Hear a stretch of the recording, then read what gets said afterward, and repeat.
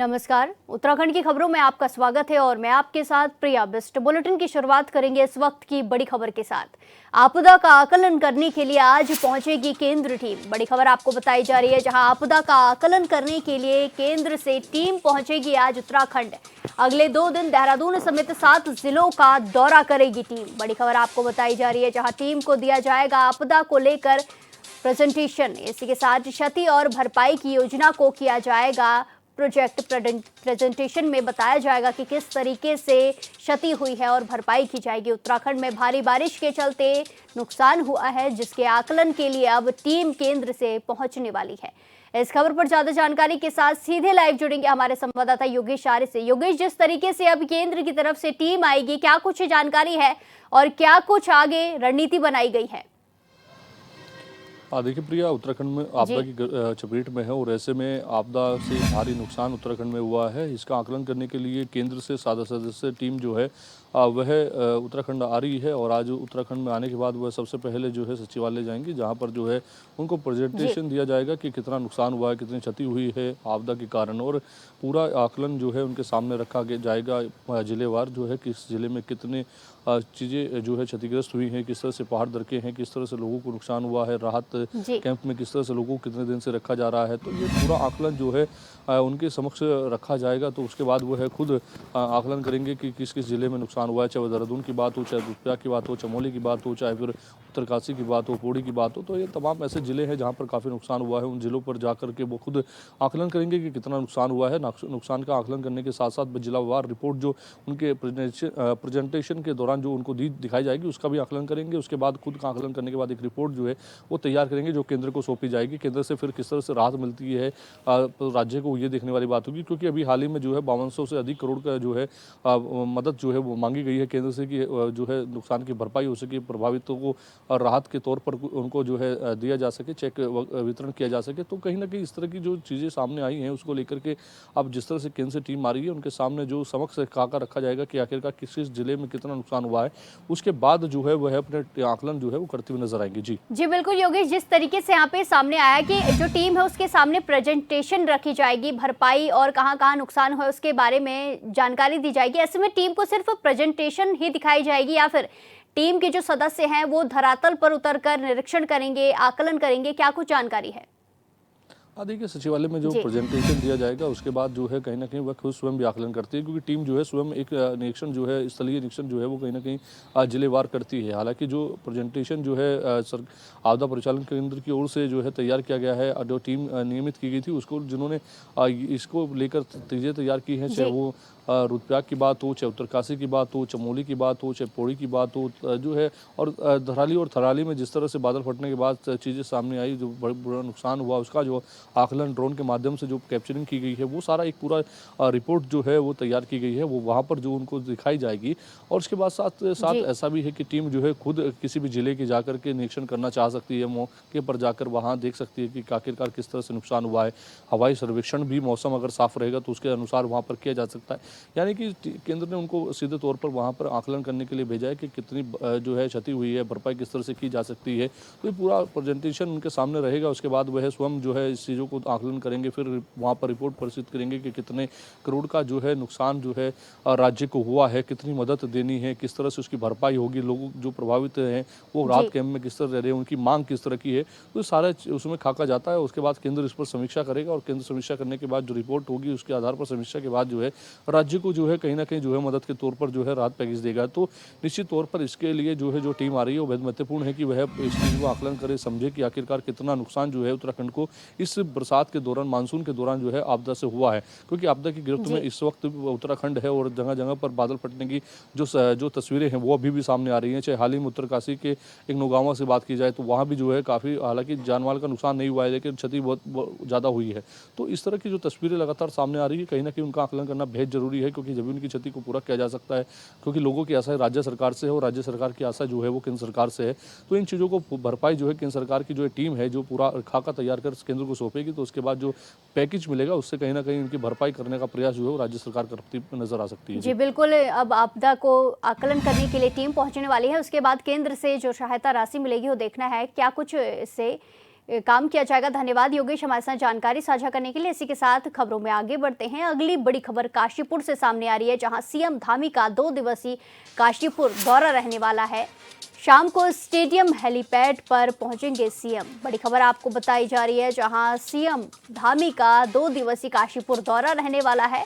शाम को हेलीपैड पर पहुंचेंगे सीएम। इसी के साथ प्रमुख जनों से भेंट करेंगे, विचार विमर्श किया जाएगा। मंगलवार को नगर कीर्तन में शामिल होंगे, गुरु ग्रंथ साहिब का आशीर्वाद भी लेंगे। बड़ी खबर आपको बताई जा रही है, जहां सीएम पुष्कर सिंह धामी का काशीपुर दौरा रहने वाला है। 2 दिवसीय दौरा रहने वाला है, जिसके लिए वो शाम को रवाना होंगे। प्रमुख जनों से भेंट करेंगे और विचार विमर्श भी किया जाएगा। इसी के साथ मंगलवार को नगर कीर्तन में वो शामिल होने वाले हैं, गुरु ग्रंथ साहिब का भी आशीर्वाद लेंगे। बड़ी खबर आपको बताई जा रही है, जहां सीएम धामी का 2 दिवसीय काशीपुर दौरा रहने वाला है। शाम को स्टेडियम हेलीपैड पर पहुंचेंगे सीएम पुष्कर सिंह धामी और इसी के साथ प्रमुख जनों से भेंट करेंगे और विचार विमर्श किया जाएगा। बड़ी खबर आपको बताई जा रही है, मंगलवार को नगर कीर्तन में शामिल होंगे सीएम पुष्कर सिंह धामी और गुरु ग्रंथ साहिब का आशीर्वाद भी लेंगे।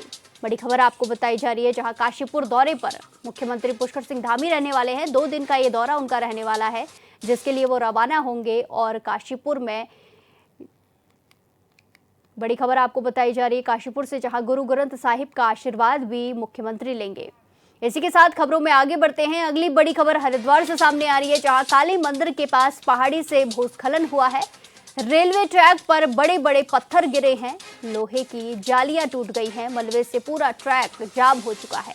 बड़ी खबर आपको बताई जा रही है, जहां काली मंदिर के पास रेलवे ट्रैक पर पहाड़ी से बड़े बड़े बोल्डर आकर जमा हो गए हैं, जिससे लोहे की जालियां पहले टूटी और मलबे से अब पूरा ट्रैक जाम हो गया है। हरिद्वार दून हरिद्वार ऋषिकेश की आवाजाही प्रभावित हुई है। स्टेशन पर ट्रेनों को रोका गया है, यात्रियों को लंबा इंतजार करना पड़ रहा है। कुछ दिन पहले भी इसी स्थान पर मलबा आया था और एक बार फिर से रेलवे ट्रैक पर बड़े बड़े पत्थर आकर जमा हो गए हैं, जिसकी वजह से रेलवे ट्रैक के ऊपर लगी जालियां भी पूरी तरीके से टूट चुकी हैं और जो पत्थर हैं वो रेलवे ट्रैक पर जमा हो चुके हैं, जिसकी वजह से आवाजाही भी बंद हो चुकी है। ट्रेनों को रोका गया है, हरिद्वार और ऋषिकेश की तरफ जाने वाली ट्रेनों को रोका गया है। यात्रियों को लंबा इंतजार करना पड़ रहा है। कुछ दिन पहले इसी स्थान पर मलबा आया था।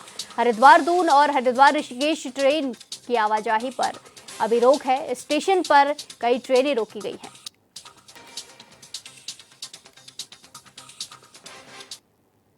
उत्तराखंड में भूकंप और भूस्खलन को लेकर आईआईटी रुड़की ने पहली बार जिलावार अध्ययन जारी किया है। इस रिपोर्ट के मुताबिक रुद्रप्रयाग को सबसे संवेदनशील जिला बताया गया है। वहीं पिथौरागढ़, चमोली और उत्तरकाशी में भी भूस्खलन की आशंका जताई है। हिमालयी भूगोल और भारी बारिश की वजह से इन इलाकों में पहले भी कई बार आपदा का खतरा बढ़ चुका है। इसी बीच सरकार ने सभी एजेंसियों को अलर्ट मोड पर रहने के निर्देश दिए हैं। सीएम धामी ने कहा कि आपदा की स्थिति में प्रभावितों की हर संभव मदद की जाएगी।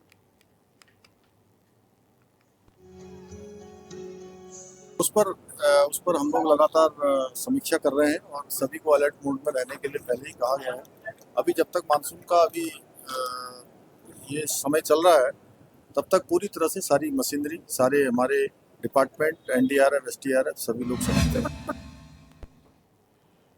इसी के साथ खबरों में आगे बढ़ते हैं। उत्तराखंड में नकली दवाओं के कारोबार पर अब सरकार ने बड़ा शिकंजा कस दिया है। सीएम धामी ने जिलाधिकारियों, पुलिस और स्वास्थ्य विभाग को निर्देश दिए हैं कि राज्य भर में सघन चेकिंग अभियान चलाकर नकली दवाइयों को पूरे नेटवर्क को ध्वस्त किया जाए। उनका कहना है कि जन स्वास्थ्य से किसी भी तरह का समझौता बर्दाश्त नहीं किया जाएगा। नकली दवाइयां बनाने और बेचने वालों के खिलाफ कठोर कार्रवाई होगी। ये बहुत गंभीर विषय बार बार आ रहा है कि जगह जगह पर जो है इस प्रकार की शिकायतें मिल रही थी। उसके लिए हमने सख्त कार्रवाई के आदेश दिए हैं और जो भी इसमें दोषी पाया जाएगा, पकड़ा जाएगा, उनके खिलाफ हम कठोर कार्रवाई करेंगे, क्योंकि ये बहुत गंभीर विषय है। लोगों को जो है नकली दवाइयाँ किसी भी कीमत पर नहीं मिलनी चाहिए और जो भी इसमें ऐसे अपराध में पाया जाएगा और जो लोग इसके सप्लाई करने वाले होंगे, उनके खिलाफ भी हम अंतिम चरण तक इस पर कार्रवाई करेंगे। इसी के साथ खबरों में आगे बढ़ते हैं। इंटरनेशनल लिटरेसी डे की पूर्व संध्या पर India international centre Max Muller मार्ग लोधी स्ट्रेट नई दिल्ली में ख्याति प्राप्त साहित्यकार डॉक्टर अरुण प्रकाश ढोंडियाल की अंग्रेजी पुस्तक एकोज फ्रॉम अ ग्लूमी हिल का भी एल गॉड फाउंडेशन की ओर से शानदार विमोचन किया गया। ये कार्यक्रम प्रसिद्ध भवन निर्माता डॉक्टर BL गौड़, विधायक रविंद्र नेगी, पत्रकार विपिन गुप्ता, धर्मेंद्र गौड़, साहित्यकार शैलेंद्र शैल, प्रोफेसर डॉक्टर किरण डंगवाल और प्रोफेसर डॉक्टर आशाराम डंगवाल की उपस्थिति में संपन्न हुआ। पुस्तक पर विस्तृत समालोचना साहित्यकार और कवि डॉक्टर विवेक गौतम ने किया। डॉक्टर विवेक गौतम उद्भव संस्था के अध्यक्ष है। सभागार में श्रेष्ठ शिक्षक और साहित्य प्रेमी लोग उपस्थित रहे। बताया गया कि डॉक्टर अरुण प्रकाश की ये 40वीं कृति है। अंग्रेजी में उनकी ये चौथी पुस्तक है। डॉक्टर अरुण प्रकाश ढोंडियाल को साहित्य जगत में सफल आंचलिक कथाकार माना जाता है।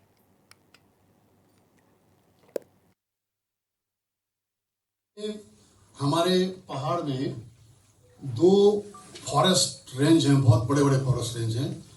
एक है अद्वानी फॉरेस्ट रेंज और एक है आपका दूधाधुरी फॉरेस्ट रेंज। लेकिन जी से निवेदन करूंगा, ये 2 फॉरेस्ट रेंज इतने बड़े हैं कि इनकी चर्चा है। भले ही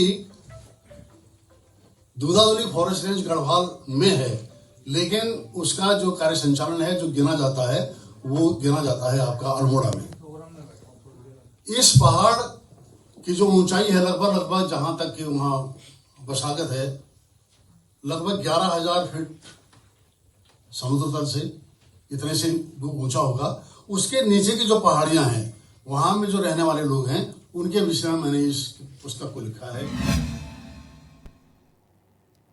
बद्रपात चंद्रग्रहण सूतक के खत्म होने के बाद श्री बद्रीनाथ मंदिर के द्वार शुद्धिकरण प्रक्रिया के बाद खोल दिए गए हैं। ब्रह्म मुहूर्त में शुद्धिकरण के पश्चात बद्रीनाथ केदारनाथ धाम के कपाट खोले गए। श्रद्धालुओं ने भगवान बद्री विशाल के मंगल दर्शन किए हैं।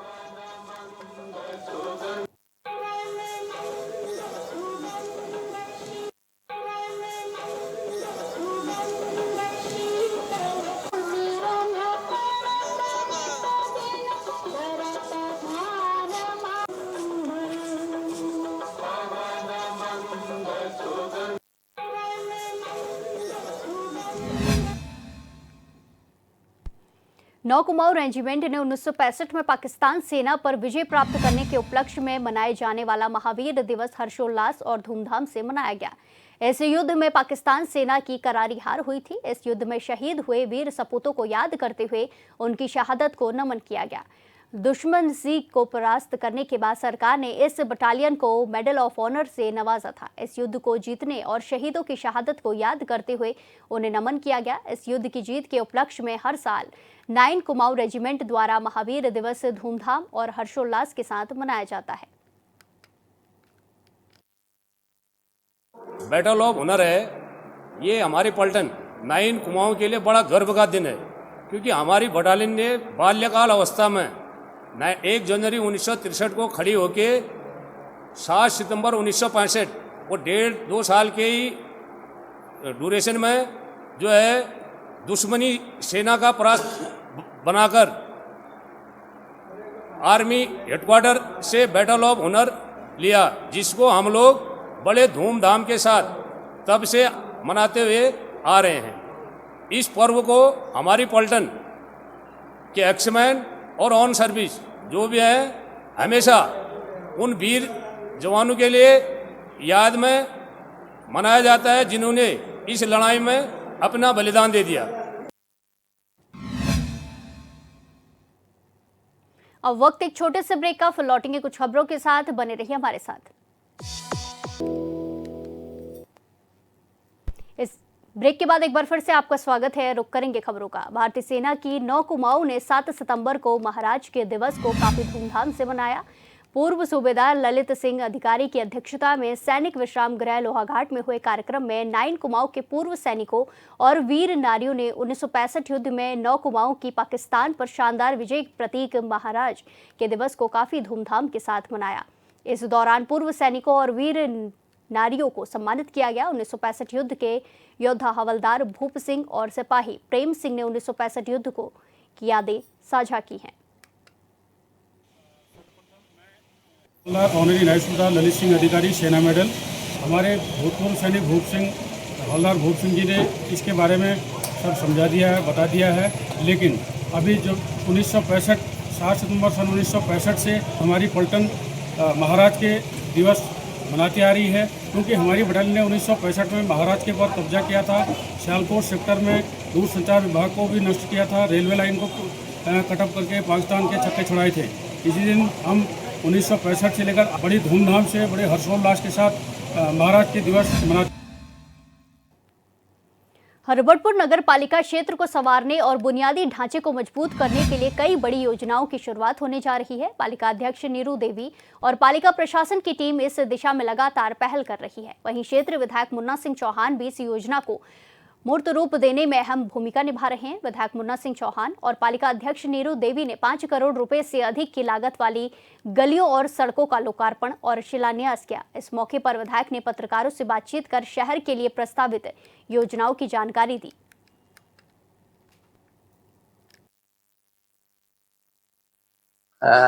अवार्ड हो चुके हैं कॉन्ट्रैक्टर्स को, तो उनका तो आज एक प्रकार से शिलान्यास या उद्घाटन, जो कुछ भी कहिए, उसको करने जा रहे हैं। बाकी मैंने आप लोगों के सामने जो हमारे बहुत सारे प्रस्तावित कार्य है, जिसमें माननीय मुख्यमंत्री जी की घोषणाएं भी सम्मिलित है, जिसमें नगर पालिका के भवन और आवासीय परिसर का निर्माण होना है, लेकिन अभी भूमि उपलब्ध नहीं हुई, इस वजह रुका हुआ है, उसको करना है। एक हमारे पास कूड़ा निस्तारण की बड़ी समस्या है, उसके लिए ढकरानी में जमीन चिन्हित की गई है। चिन्हित क्या, वो विभाग के नगर पालिका के नाम ट्रांसफर हो चुकी है। उसमें जो फैसिलिटीज डेवलप होनी है, MRFC वगैरह की, प्रोसेसिंग प्लांट लगना है, उसकी DPR लगभग 3.25 करोड़ की DPR हम शासन को नगर पालिका सबमिट कर चुकी है और उसका इवैल्यूएशन चल रहा है। इसी के साथ खबरों में आगे बढ़ते हैं। पिछले दिनों से बंद पड़ी Tanakpur Pithoragarh all weather road को रविवार को NH की ओर से कड़ी मशक्कत के बाद छोटे वाहनों के लिए खोल दिया गया है। दरअसल NH में लगातार कीचड़ होने से वाहनों के लिए फंसने का खतरा हो रहा था और पहाड़ी से अभी भी मलबा लगातार गिर रहा है। इस दौरान पिछले 10 दिनों से फंसे हुए कई वाहनों को निकाला गया, जिसके बाद वाहन चालकों ने राहत की सांस ली है। वहीं पुलिस अधीक्षक अजय गणपति ने स्वाला मार्ग का निरीक्षण कर यातायात व्यवस्था को सुचारू और सुरक्षित बनाए रखने के लिए आवश्यक दिशा निर्देश भी दिए। उन्होंने कहा कि यात्रियों की सुविधा और सुरक्षा को ध्यान में रखते हुए यातायात के लिए कई व्यवस्थाएं लागू की गई हैं।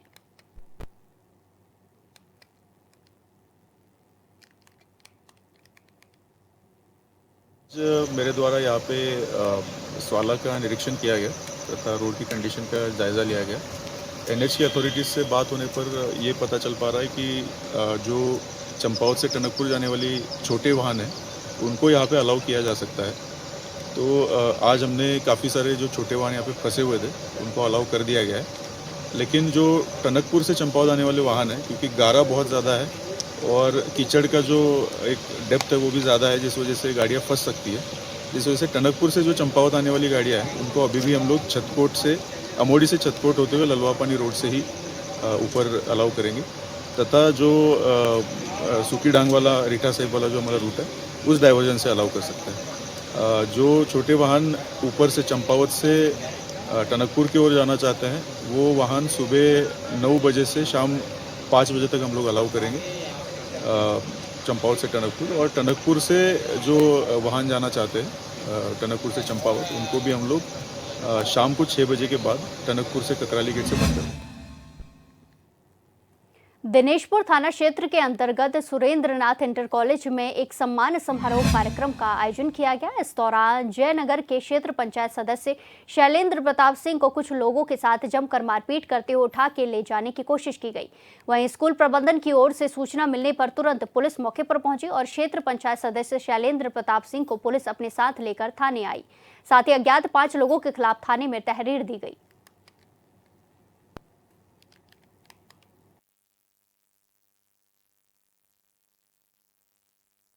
आज SD सुरेंद्रनाथ स्कूल में कार्यक्रम था स्वागत सम्मान समारोह, जिसमें BDC सदस्य, जिला पंचायत प्रधानों को सम्मानित करने का कार्यक्रम रखा था सुभाष व्यापारी जी ने।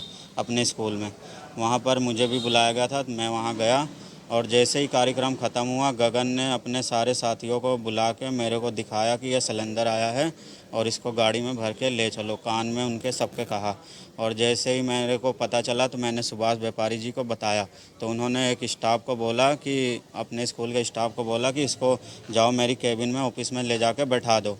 ठीक, जैसे ही हम लोग मंच से नीचे उतरे तो उन सर को भी मारा और मुझे भी मारा, और मारने के बाद जब सब आ गए वहाँ पर जितने लोग कार्यक्रम में थे तब उन्होंने छोड़ दिया। फिर उसके बाद गगन ने बोला आज तो तू बच गया, अब कभी मिलेगा तो जान से तुझे मार दूंगा, और गाड़ी में भर के ले जाने का प्रयास किया। और शासन प्रशासन से मैं मांग करता हूँ कि इनके ऊपर, ये जो गुंडे तत्व के लोग हैं, इनके ऊपर सख्त से सख्त कानूनी कार्रवाई हो और मुझे सुरक्षा प्रदान करने की कृपा करें। देखिए, आपने देखा ये पूरा घटनाक्रम आपके सामने है। जैसा कि शैलेंद्र प्रताप ने बताया, जो हमारे बीडीसी हैं जयनगर से, ये तो उन गुंडागर्दी की हद हो गई ना आज के रुद्र या दिनेशपुर में। मतलब आप जनप्रतिनिधियों को सम्मान कार्यक्रम के नाम पे बुलाया जाता है और वहाँ इस तरह के गुंडा प्रवृत्ति के लोग उस कार्यक्रम में हैं जो हमारे जनप्रतिनिधियों के साथ सरेआम दिन दिहाड़े मारपीट कर रहे हैं और उन्हें अपहरण करने की कोशिश की जा रही है। अब देखिए, खुद तो तहरीर दी है, जो घटना हुई है शैलेंद्र प्रताप के साथ वो हमने लिख के दी है और पुलिस उस पर कड़ी से कड़ी कार्रवाई करे, इसी बात की हम मांग कर रहे हैं। अब देखते हैं क्या रहेगा। एक तो जनप्रतिनिधि का सम्मान कराने के लिए किसी व्यक्ति ने बुलाया और वहाँ ऐसे गुंडा एलिमेंट जो वास्तव में गुंडा एलिमेंट हैं जिस कारण वो ब्लॉक प्रमुख नहीं बन पाए, और ऐसी गलत बात है। किसी शरीफ व्यक्ति पे या बीडीसी मेंबर पे हाथ उठाना बहुत गलत बात है। और इनका हाथ में भी दिक्कत है, नाक में भी दिक्कत है, नाक पे कड़े से चोट मारी है और मुझे लगता है कि नाक की हड्डी इसकी गड़बड़ हो गई है। लग रहा है मुझे कोई बहुत ज़्यादा दिक्कत है। सरकार आपकी है, जल्दी कार्रवाई हो रही है और जल्दी उठेंगे ये, क्योंकि इन पे गुंडा एक्ट भी लगने की पूरी मुझे लगता है कि उम्मीद है इस बार इन पे गुंडा एक्ट लगेगा। जसपुर के तराई पश्चिम वन प्रभाग की पतरामपुर रेंज में एक बार फिर गुलदार का आतंक देखने को मिला, जहां देर शाम गुलदार ने एक युवक पर हमला कर दिया, जिसमें युवक गंभीर रूप से घायल हो गया। घायल युवक को वन विभाग की टीम ने इलाज के लिए सामुदायिक स्वास्थ्य केंद्र लाया गया। आपको बता दें कि आए दिन जसपुर क्षेत्र में गुलदार देखे जा रहे हैं। देर शाम भोगपुर डैम निवासी इमरान किसी काम से जसपुर आ रहा था। रास्ते में जंगल में उस पर अचानक गुलदार ने हमला कर दिया। शोर सुनकर आम लोग, आसपास के लोग पहुंच गए और हल्ला मचाया, जिसके बाद गुलदार भाग गया, जिसकी सूचना पर वन विभाग की टीम मौके पर पहुंची और घायल युवक को अस्पताल पहुंचाया गया।